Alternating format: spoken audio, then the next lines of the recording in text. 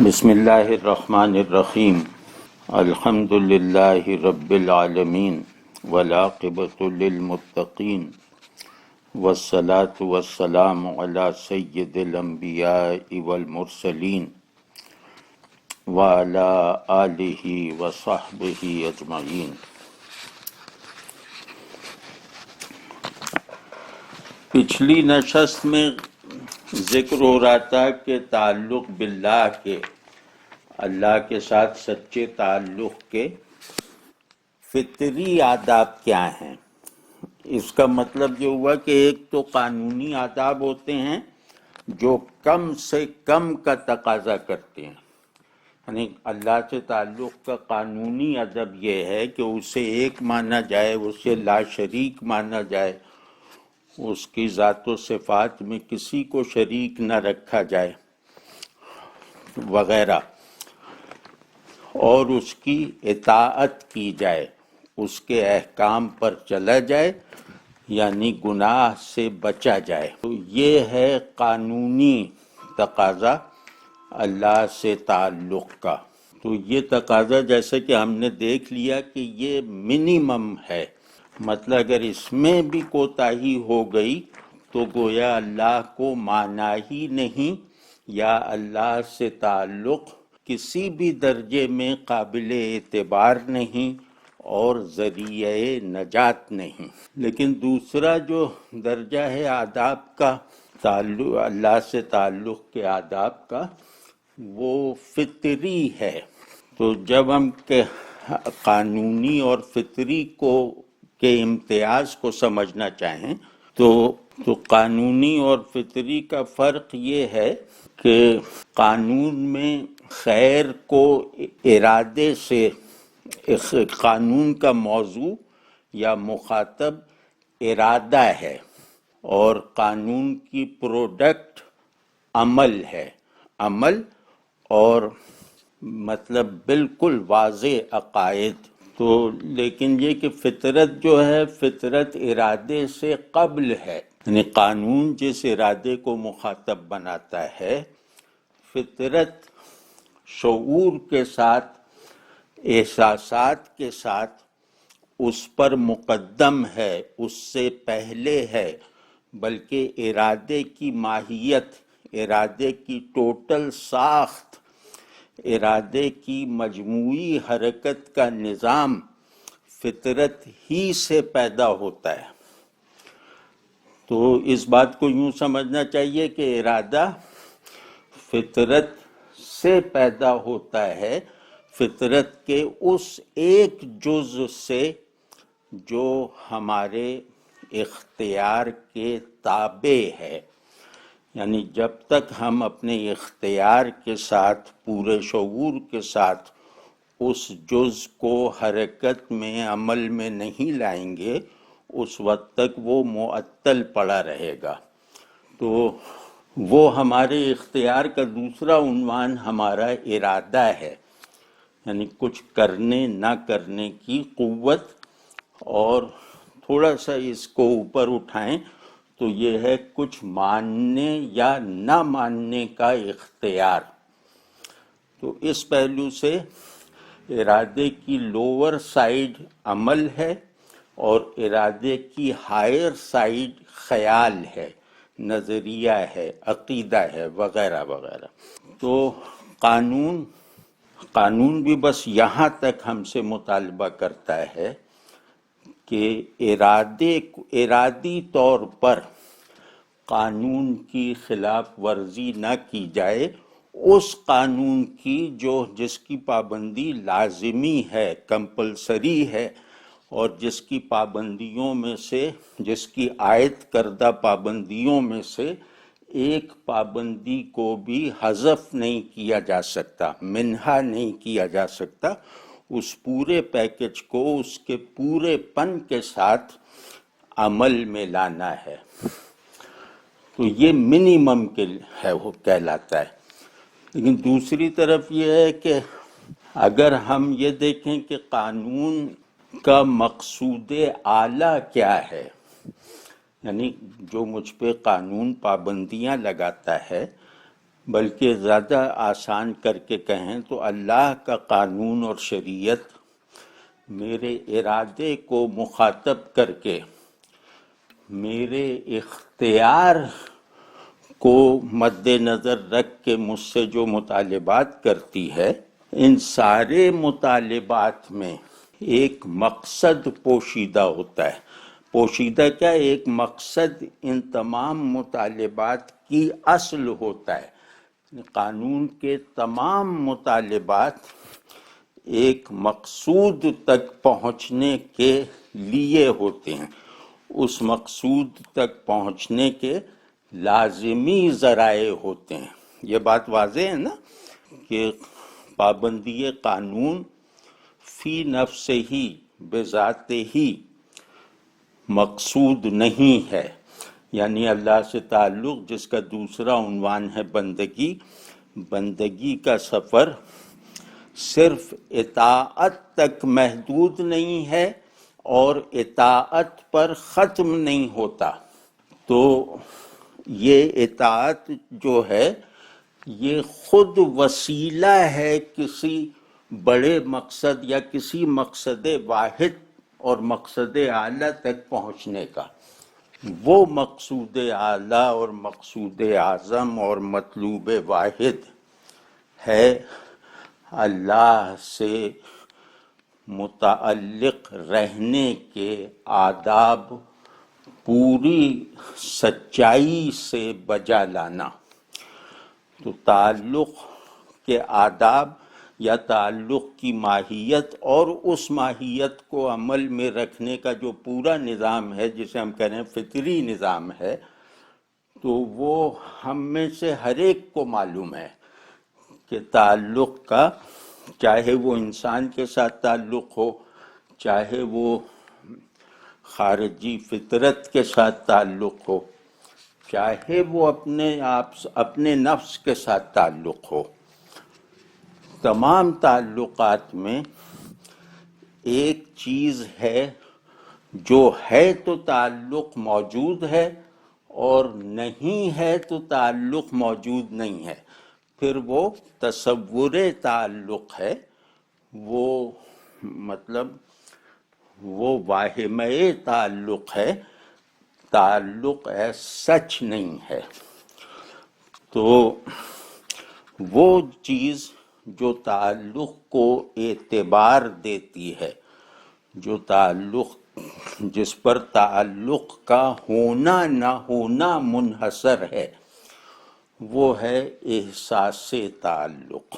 تو احساس تعلق کا مطلب یہ ہے کہ جو بھی میرا تعلق ہوگا وہ محبت یا شفقت یا احترام یا خیر خواہی کی بنیاد پر ہوگا۔ اب ہم یہ عام نظام تعلق کی بات کر رہے ہیں۔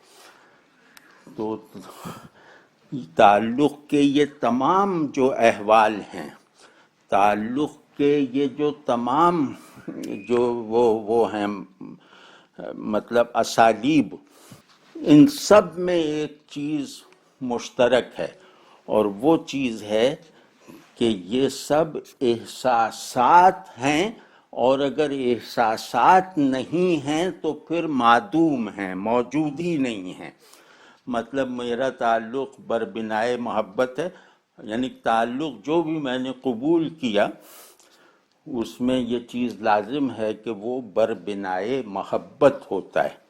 اگر محبت دو میں نہ ہو تو تعلق نہیں، مثبت تعلق نہیں ہے۔ تو اس محبت کے کچھ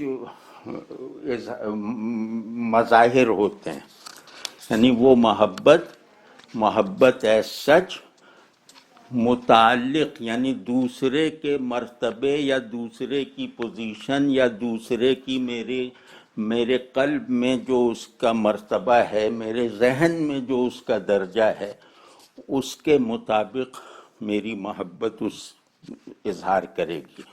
تو بڑے سے تعلق ہے تو اس کے سامنے میری محبت جو ہے وہ خدمت اور تعظیم میں اظہار کرے گی۔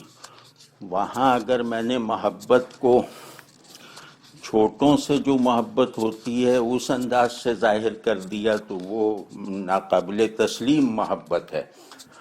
تو اسی طرح چھوٹے سے میرا تعلق، میری جو محبت ہے وہ شفقت کے روپ میں اپنا اظہار کرے گی. برابر والوں سے جو ہے وہ ہے کہ وہ جیسے ایک دوسرے کی تکمیل کرنے والی محبت ہے، اور وہ بے تکلفی کے ساتھ اپنا اظہار کرے گی. تو بڑے سے محبت میں میری فطرت میں جو جوہر حق شناسی ہے وہ کام میں آتا ہے. چھوٹے سے محبت میں میرے اندر میری فطرت میں جو داعیہ خیر ہے وہ عمل میں آتا ہے، اور برابر والوں سے محبت میں میری فطرت میں جو جوہر جمال ہے وہ ظہور کرتا ہے، وہ عمل میں آتا ہے. تو پھر ان تینوں تعلق میں اگر میری فطرت شریک ہے اپنی کلیت کے ساتھ، یعنی میرے ہر تعلق میں اگر میری فطرت اس کی ڈرائیونگ سیٹ پر ہے، یعنی فطرت ہی ایکٹیو ہے، اور فطرت نے میرے شعور اور قلب کو پیسو بنا رکھا ہے. یعنی فطرت جب بھی ایکٹیو ہوگی وہ میرے شعور، میرے ذہن، میرے تخیل، میرے احساسات کو پیسو کر دے گی. فطرت جو ہے وہ جیسے وہ ایک پرنسپیل اسٹیٹ ہے، اور پرنسپیل اسٹیٹ کا مطلب یہ ہے کہ اس میں یعنی میری فطرت میرے ساتھ پرنسپیلٹی کا تعلق رکھتی، میری پرنسپیل اسٹیٹ ہے. تو یہ وہ اسٹیٹ ہے کہ جہاں میں کثرت کے قانون میں بندھا ہوا ہونے کے باوجود، جہاں کثرت میرا نظام شعور بھی ہے اور قانون وجود بھی ہے، اس کے باوجود اس اسٹیٹ میں میرا ہونا اور میرے شعور کا پورا نظام اصول وحدت پر ہے. یہاں ہونے اور جاننے میں فرق نہیں ہے، یعنی یہاں شعور اور وجود جو میرے دو اصول ہیں یہ دونوں آئیڈینٹیکل ہیں ایک وحدت کے ساتھ. تو اسی وجہ سے فطرت وجود کا قانون بھی ہے اور فطرت شعور کا ماخذ اصلی بھی ہے. تو جب یہ فطرت قبول ہدایت کی برکت سے، یہ فطرت ہمیشہ اپنا ظہور کرتی ہے حق شناسی کے مادے کے متحرک ہو جانے سے، یعنی ہدایت قبول کر لینے سے. اگر میں ہدایت قبول کرنے کا فیصلہ نہ کروں یا اس میں اس کی طرف رغبت نہ رکھوں، ہدایت کو اپنے وجود اور شعور کی سب سے بڑی ضرورت نہ سمجھوں اور مانوں، تو پھر میری فطرت معطل رہے گی، پھر میرے اندر فطرت حیوانی ہی ایکٹیو رہے گی. وہ جو فطرت انسانی ہے یعنی جو اللہ کی پھونک ہے وہ معطل پڑی رہے گی. تو اب آپ یہ بات بہت ضروری ہے سمجھنا، ہمارا تصور فطرت اسی میں پوشیدہ ہے کہ فطرت قبول ہدایت کے بعد حرکت میں آتی ہے، اپنے ظہور کی حرکت میں آتی ہے، اپنے آپ کو ظاہر کرتی ہے بیسک احوال اور بنیادی مسلمات کی شکل میں. جو فطرت کا پہلا اظہار ہوتا ہے وہ انڈیویجول نہیں ہوتا، وہ یونیورسیلٹی کے ساتھ ہوتا ہے، کیونکہ فطرت میری نہیں ہے، فطرت یونیورسل ایک وہ ہے پرنسپل جو مجھ میں بھی رکھا گیا ہے۔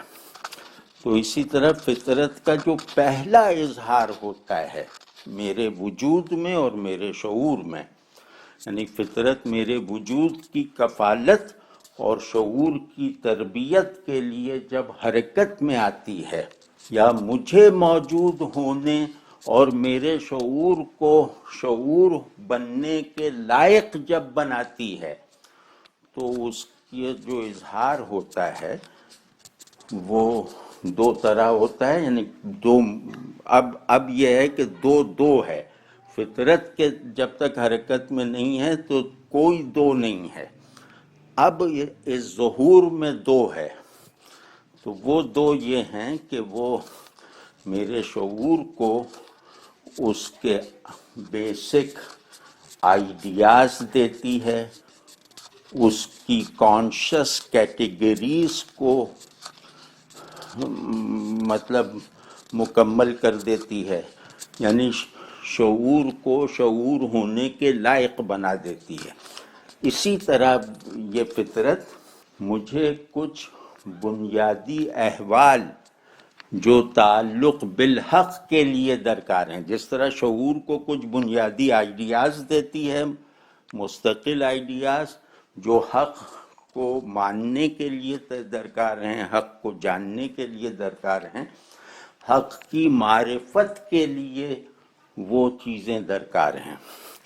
تو اسی طرح فطرت حق ہی کے ساتھ تعلق میں کامیاب رہنے کے لیے وجود کو، یعنی میرے قلب کو، میری طبیعت کو، میرے نفس کو کچھ احوال فراہم کرتی ہے، یعنی کچھ بیسک سٹیٹس آف بینگ مجھے جیسے محسوس ہونے لگیں، یعنی میرے دائرۂ احساس میں آ جائیں، یا یوں کہہ لیں کہ میرے مقاصد ہستی اور حقائق وجود یوں لگتا ہے جیسے میرے دائرۂ حواس میں آ گئے ہیں۔ تو وہ جو میرے وجود کے حقائق ہیں، فطرت انہیں میرے قلب کے احوال اور میرے نفس کے احساسات میں ٹرانسلیٹ کر دیتی ہے، ان کی ٹرانسینڈنس اور ان کی ٹوٹیلٹی برقرار رکھتے ہوئے۔ یہ بات ذہن میں رہنی چاہیے۔ تو کیونکہ وہ ٹرانسینڈنٹ نہ رہیں تو پھر ترقی ناممکن ہے۔ تو ہر حال میں ترقی کی گنجائش ہے، چاہے وہ انبیاء علیہم السلام کے احوال ہوں، ان میں ظاہر ترقی کی گنجائش ہے، ہر معرفت میں اضافے کی گنجائش ہے، چاہے وہ انبیاء علیہم السلام کے معارف ہوں۔ تو اس لیے ہم کہہ رہے ہیں کہ ان کی ٹرانسینڈنس کے ساتھ۔ تو اب اس پہلو سے دیکھیں، یعنی فطرت کی جہت سے دیکھیں تو اللہ کے ساتھ تعلق کا یہ فطری حق ہے کہ ہم اس سے ایسی محبت کریں جو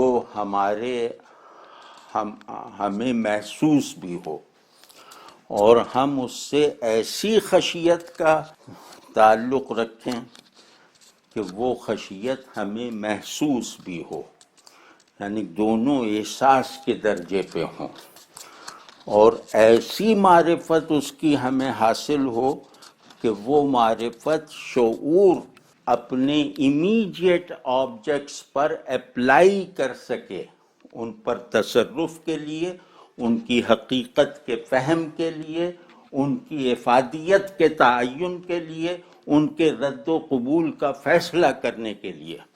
تو یہ جو میں عرض کر رہا ہوں کہ وہ محسوس ہو، یعنی فطرت کی بیداری حقائق کو محسوس کروا لینے کی قدرت کی صلاحیت فراہم کرتی ہے۔ تو آپ سمجھیں فطرت کوئی معمولی چیز نہیں ہے، یہ غائب کو بھی محسوس رکھتی ہے، یہ حاضر کو محسوس کرنے سے انکار کر سکتی ہے اور غائب کو محسوس کروا دیتی ہے۔ یہ اتنی بڑی قوت ہے جس پر ہمیں خلق کیا گیا ہے. تو اب اس میں جو ہے وہ جو میں کہہ رہا تھا کہ خشیت بھی محسوس ہو، معرفت وہ مطلب اپلیکیبل ہو، وہ شعور کے تمام حاصلات کی فائنل ٹچنگ وہ ان آئیڈیاز سے ہو جو فطرت نے ہمیں دی ہیں. تو فائنل ٹچنگ نہیں، مطلب فنیشنگ اس کی، یعنی اسے تکمیل تک پہنچانا. تو اب وہ یہ جس بات پہ ہم آج زور دے رہے ہیں وہ یہ ہے کہ اللہ کیونکہ محسوس ہونے سے لازماً ماورا ہے، اللہ معلوم ہونے سے بھی ماورا ہے، محسوس ہونے سے بھی حتماً ماورا ہے. مطلب اللہ باعتبار ذات و صفات ایسا ہے کہ ہم اس کو جزوی طور پر بھی بالکل مطلب نچلے بالکل ایک جز میں دائرہ احساس میں نہیں لا سکتے، دائرہ ادراک میں نہیں لا سکتے. کیونکہ آپ سمجھ ہیں نا کہ اگر میں کہوں میں نے اللہ کی صفت کو دیکھا ہے، اللہ کو اس کے فلاں اسم کے ساتھ دیکھا ہے، تو یہ جملہ جو ہے یہ مطلب بہت خطرناک اور نہایت غلط ہوگا، کیونکہ دیکھنے کا عمل ذات سے شروع ہوگا اور صفات میں تقسیم ہوگا. تو یہ دونوں چیزیں ناممکن اور محال ہیں، اور یہ دونوں چیزیں اللہ پر ایمان کے لوازم ہیں. یعنی یہ اگر مانا جائے گا تو ایمان ثابت ہے، اور یہ نہیں مانا جائے گا تو ایمان ثابت نہیں ہے، ایمان باطل ہے. تو اب آپ دیکھیے کہ اس مطلق ٹرانسینڈنس کو پر یقین رکھتے ہوئے اللہ نے میرے اندر ایک قوت اپنا خلیفہ بنا کر ودیت کی ہے جو موجودات میں سے کسی کو نہیں دی گئی. وہ یہ ہے کہ اللہ کے غیب میں ہونے کا مستقل یقین رکھتے ہوئے اللہ سے تعلق کو اپنے احساسات کا مرکز بنانا، اللہ سے تعلق کو اپنے احساسات میں ایسی حیثیت دینے کی توفیق حاصل کر لینا کہ پھر میرے دیگر احساسات یعنی جو دوسرے محسوس وجودوں سے متعلق ہیں وہ احساسات بھی، یعنی بچے کی محبت کا احساس، پیسے کی محبت کا احساس، ٹھیک ہے نا، طاقتور سے ڈر کا احساس، تو یہ سارے جو معمول کے احساسات ہیں یہ سب جو ہیں اپنی اپنی جگہ اللہ سے تعلق کو محسوس کرنے میں صرف ہوتے رہیں، اس کا محسوس ہونا آسان بناتے رہیں، تب تو بات ہے. اور یعنی تب گویا میں نے اللہ سے تعلق کا فطری حق اپنی بساط کے مطابق ادا کرنے کا آغاز کر دیا. یعنی میرا ذہن اللہ کو ماننے والا بن گیا، میرا دل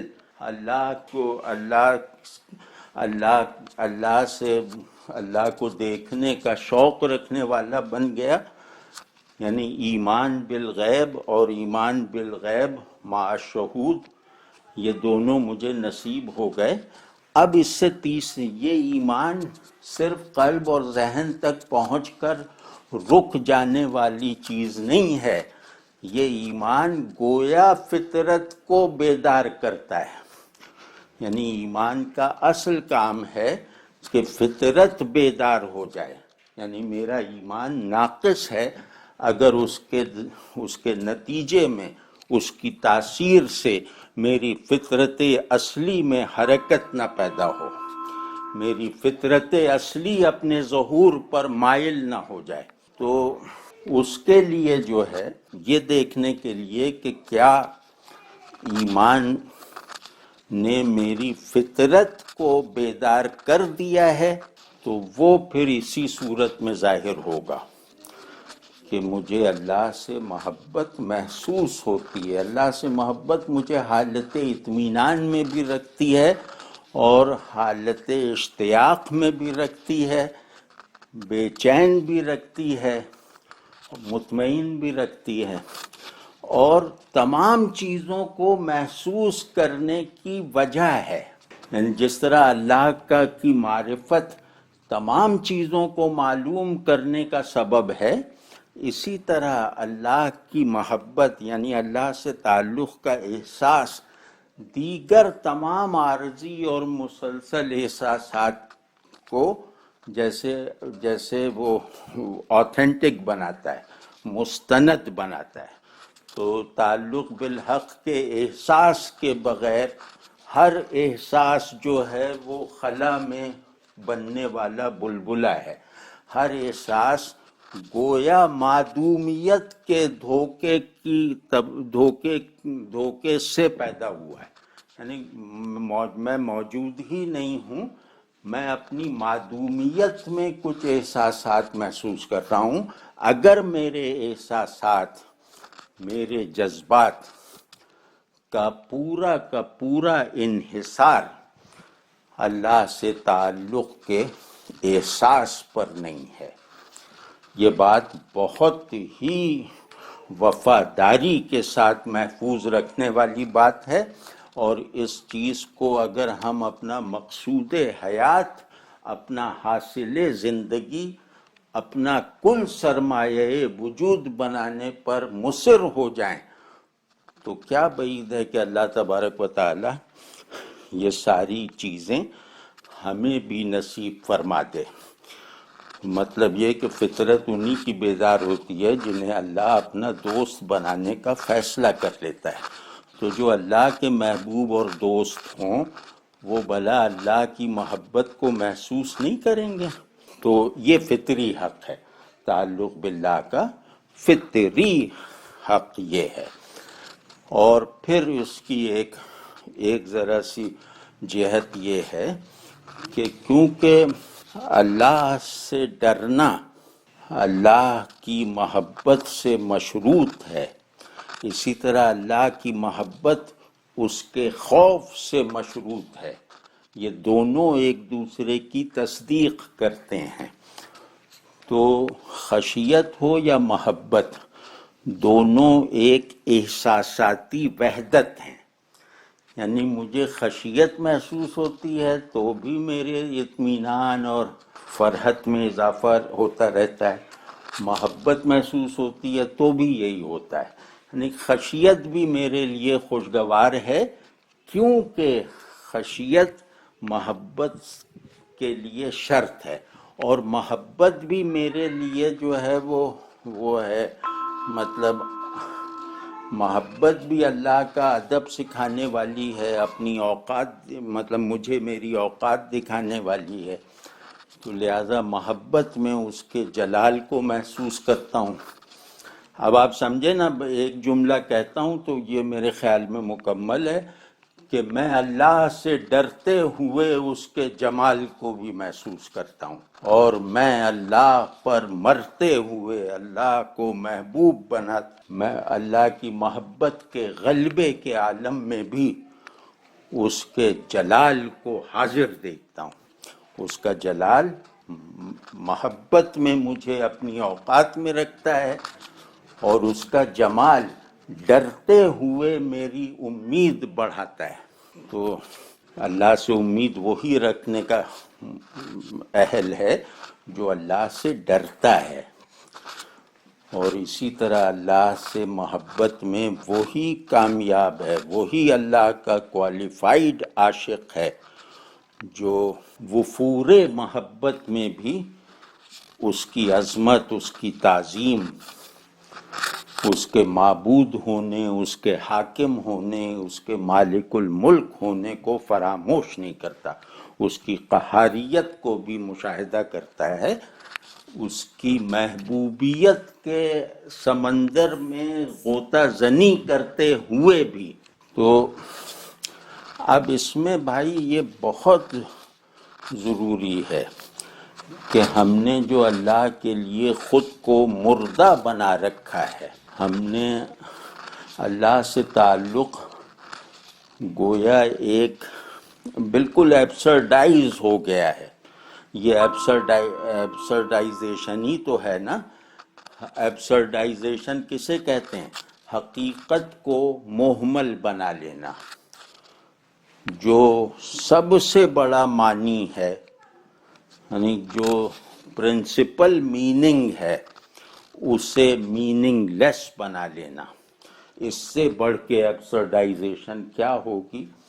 تو جو اللہ سے تعلق کے فطری حق سے محروم رہنا، گویا ایک ایبسرڈٹی میں رہنا ہے اور ایبسرڈ بن جانا ہے۔ یعنی ظاہر ہے کہ اللہ سے تعلق اپنے پورے آداب و قوانین کے ساتھ جو ہے وہ اصل وجود ہے، یعنی یہ نہ ہو تو وجود اور عدم میں کوئی فرق نہیں، یہ نہ ہو تو خیر اور شر میں کوئی امتیاز نہیں، یہ نہ ہو تو حق اور باطل کو الگ الگ دیکھنا محال ہو جائے۔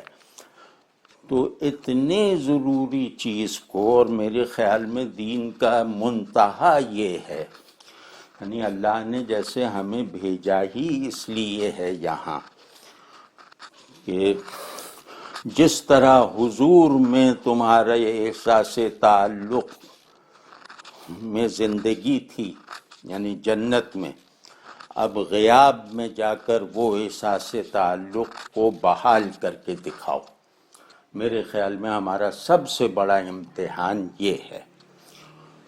تو اس امتحان کی طرف سے غفلت اپنے ساتھ دشمنی ہے، اور آخرت میں جو شرمندگی کی بدترین قسم ہے اس کا اس میں خطرہ ہے۔ وہ قسم یہ ہے کہ ارے تم ہمارے کہاں، یعنی کوئی آدمی میری انٹیگریٹی پر، میری وفاداری پر شبہ کر دے، اس کو چیلنج کر دے، اسے کویسچن کر دے، تو میرے لیے تو وہ سب سے بڑا سانحہ، میری غیرت کا لیے وہ سب سے بڑا چیلنج ہے۔ یعنی آدمی کی سب سے زیادہ غیرت بیدار ہوتی ہے اس وقت جب اسے بے وفا کہا جائے، جب اسے منافق کہا جائے۔ تو اب سوچو کہ ہماری کیا غیرت رہ جائے گی جب ہم وہاں یہ سنیں گے کہ تم نے تو ہمارے تعلق کا فطری ادب نہ صرف یہ کہ اپنے اندر پیدا نہیں، مطلب وہ بجا نہیں لائے، بلکہ یہ کہ تم نے اس کی کوئی فکر بھی نہیں کی، کوئی خواہش بھی نہیں کی۔ آپ سمجھ گئے نا؟ یہ ضروری نہیں ہے کہ ہم جن لفظوں میں بول رہے ہیں اور اس گفتگو سے جو فضا بنا رہے ہیں، جو آئیڈیل فضا بنا رہے ہیں، وہ عملاً ہمیں نصیب ہو جائے، یہ ممکن نہیں ہے۔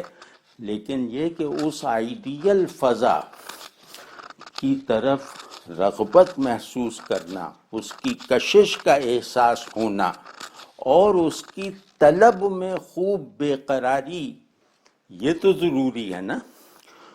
تو اللہ،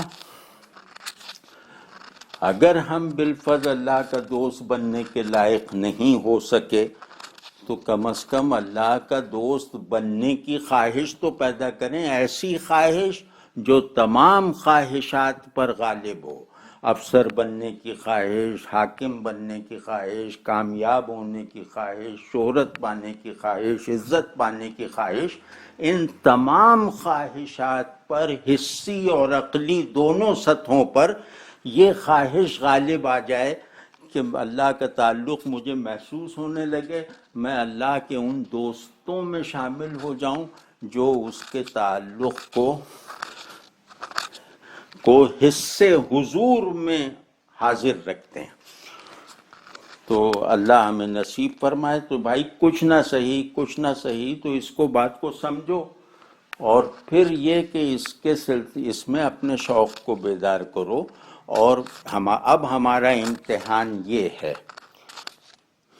کہ ہم اب یہ تو اللہ کو دکھا دیں نا، اور اللہ اس کو مان بھی لے کہ دیکھیے آپ کا دوست بننے کی خواہش میری تمام جبلی، طبعی، قلبی، ذہنی خواہشات پر ہمیشہ حاوی رہی.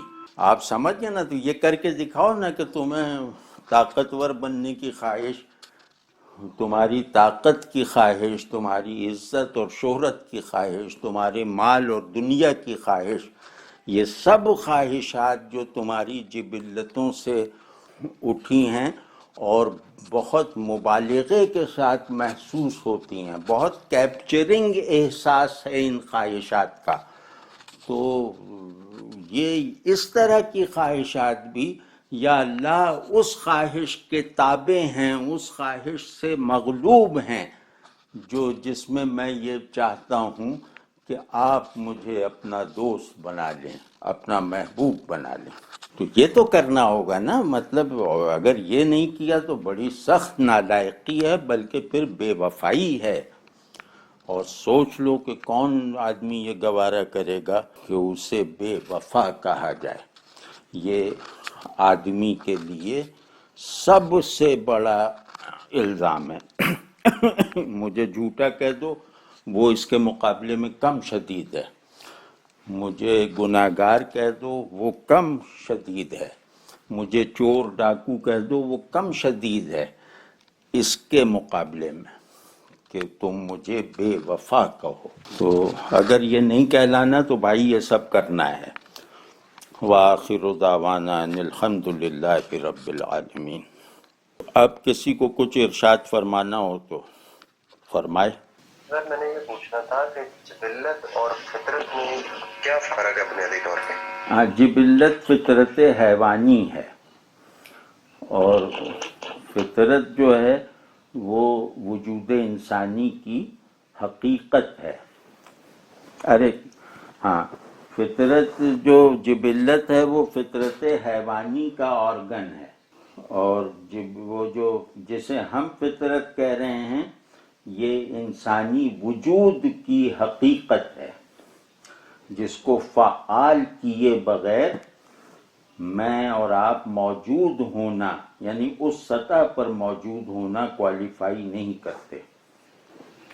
تو یوں سمجھ لیں جس کی ریئلائزیشن کے بغیر میں موجود نہیں ہوں، اور جس کو عمل میں لائے بغیر میں کامل نہیں ہو سکتا.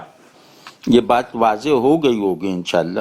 جی سر میرا کویسچن یہ تھا کہ عہد الست جو ہے ایک اللہ پاک نے عہد لیا تمام روحوں سے، تو کیا وہ بھی کہیں ہمارے جو ہے فطرت میں یا جبلت میں کہیں موجود ہے، یا اس کا احساس یا کوئی اس طرح کی چیز؟ وہی تخلیق فطرت، عہد الست تخلیق فطرت کے بعد ہوا ہے، اور اس میں یہ دکھایا گیا ہے کہ اس فطرت کا بیسک کانٹینٹ جو ہے وہ اللہ کی معرفت ہے. آپ سمجھیں نا، فطرت وہ ہے جس کا بیسک کانٹینٹ اللہ کی معرفت ہے، اللہ ہی کی طرف سے دی گئی معرفت ہے، اور یہ ظہور کرتی ہے نبی کی دعوت پر، کہ جب نبی دعوت دیتا ہے حق کی طرف تو پھر یہ فطرت جیسے خواب سے بیدار ہو جاتی ہے، پھر اس فطرت کا تعطل ختم ہو جاتا ہے، پھر یہ فطرت سیلف ریئلائزیشن حاصل کر لیتی ہے.